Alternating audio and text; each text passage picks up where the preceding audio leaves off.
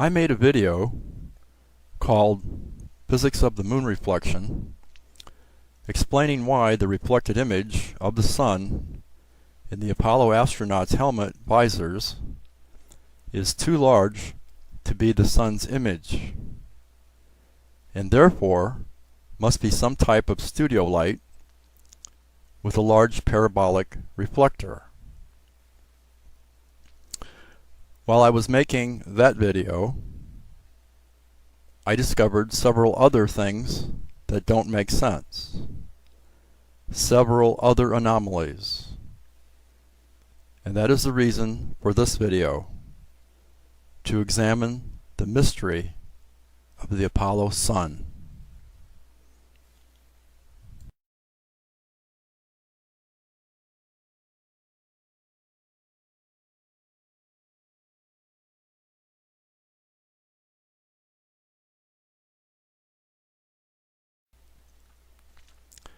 Now watch this 30-second Apollo 15 video clip and notice that the sun's reflected image decreases in size, gets smaller over the course of this clip.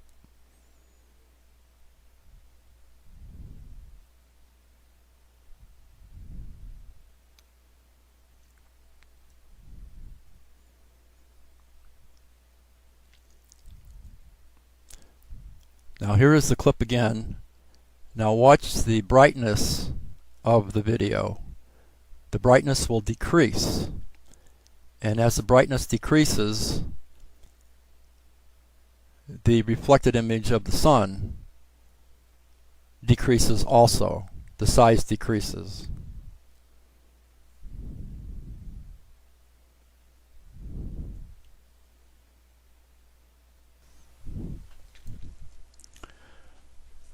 When we look at the sun from the Earth, it is a certain size.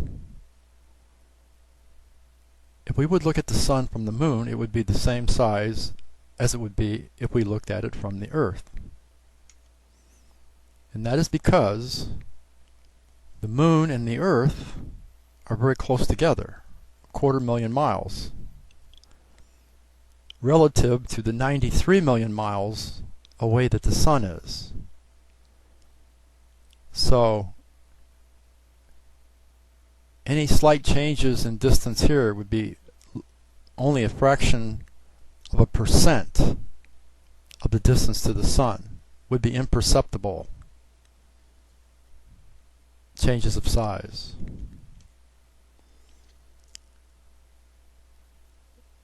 But yet when we look at these images here of Apollo 15, we see that the sun does indeed change size. These two images are only about 15 seconds apart, and they are remarkable because the camera is aimed in exactly the same spot. It's impossible, because the Earth and the moon, 93 million miles away, sun doesn't change size. Now, if you watch the video, the brightness decreases as the sun's image decreases. And one might suppose that maybe that has something to do with the sun's image shrinking. But if you look at this image, now if we try to decrease the brightness and increase the contrast, the sun's image does not change size, the reflected image. We shouldn't expect it to change size. Just because we decrease the brightness, bright objects should not change size. But yet they do. And if you look at the surface of the moon here, it's actually brighter in this image than it is in this image.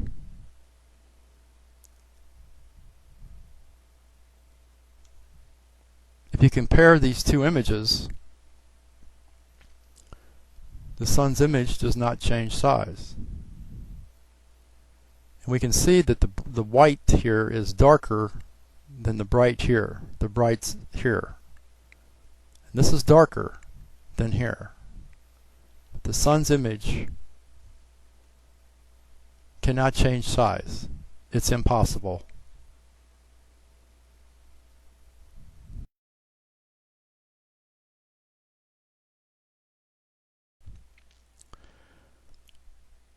Okay, we know that the brightness of the video decreases over the course of about 15 seconds.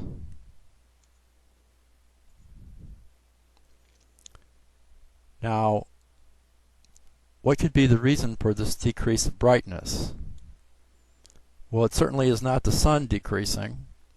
The only possible explanation is that the camera somehow has something to do with this. Now, the camera used to make this video is an RCA J series. This camera had an automatic gain control, an automatic brightness control.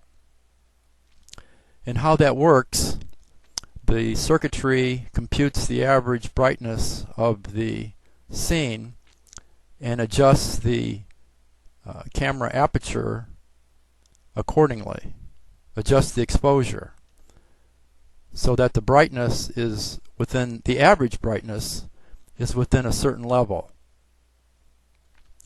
The problem is the AGC circuitry has to act very quickly, within fractions of a second. Otherwise, it's useless. It can't take 15 seconds to make an adjustment. This just doesn't make sense here. There is no good reason for the decrease in brightness over 15 seconds that fits the official story. There's no good reason.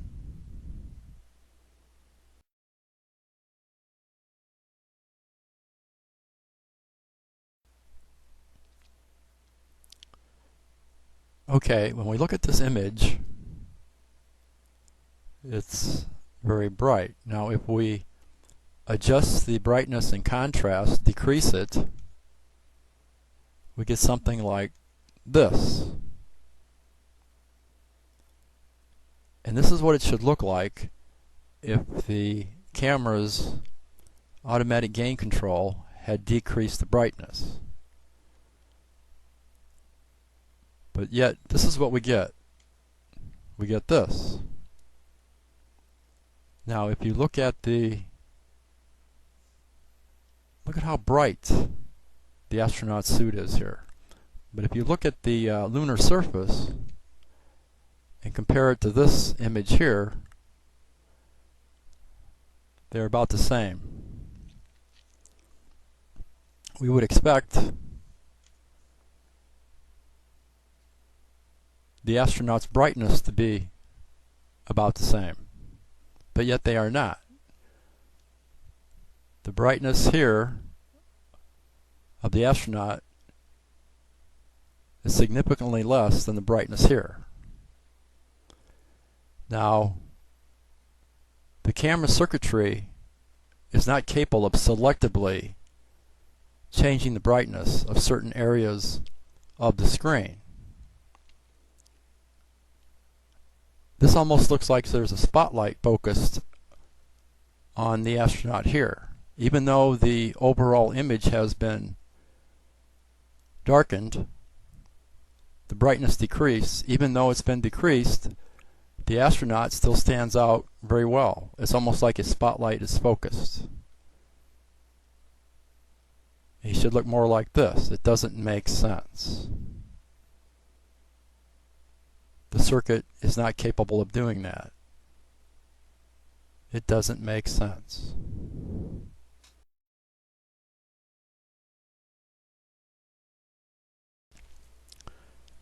Now we have 4 impossible anomalies. Number 1, the sun's image changes size as the brightness is decreased. And number 2, the camera's AGC circuit, the automatic gain control, takes too long to decrease the brightness. And number 3, the brightness decrease is selective to certain parts of the scene. And number 4, I've talked about this in a previous video, the reflected light image is too large to be the sun. Now these are all impossible if we are to believe the official Apollo story. But maybe there is another story.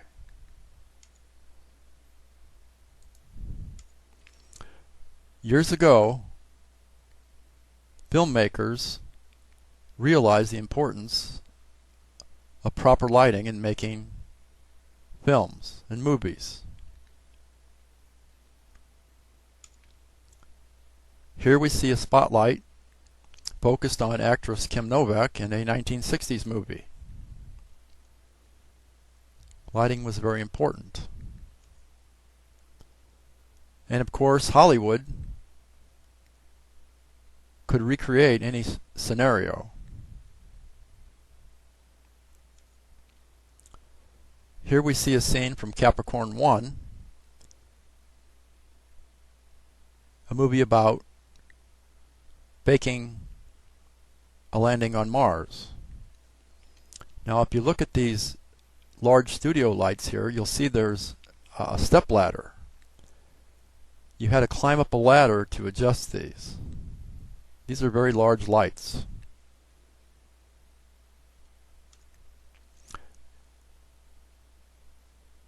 Now Hollywood filmmakers needed lights that would have all the abilities to shape a beam of light any way they wanted. These lights had to be able to adjust the brightness and adjust the focus, adjust the sharpness, change shape, the ability to filter the light, anything that they needed.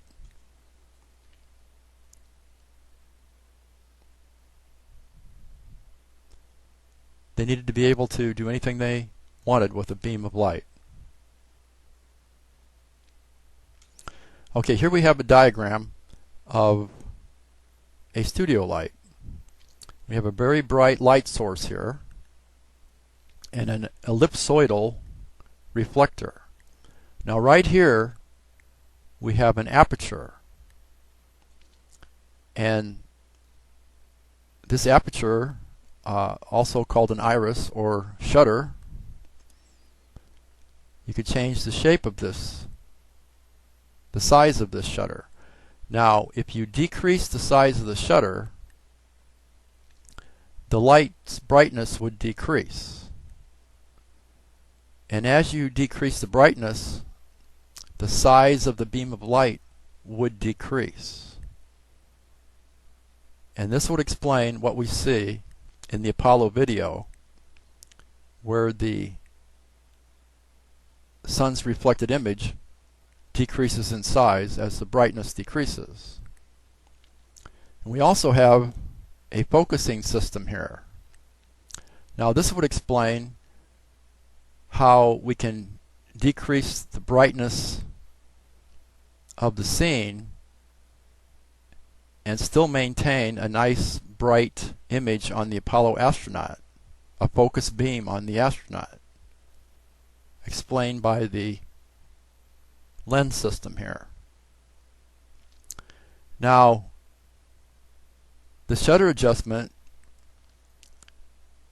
can be adjusted in any length of time. You can adjust the brightness quickly, or you can adjust the brightness slowly. And this would explain why in the Apollo video it takes over 15 seconds for the brightness to decrease. And also the very large, you can have a very large studio light, and that would explain why the reflected image in the Apollo astronauts' visors is too large to be the sun.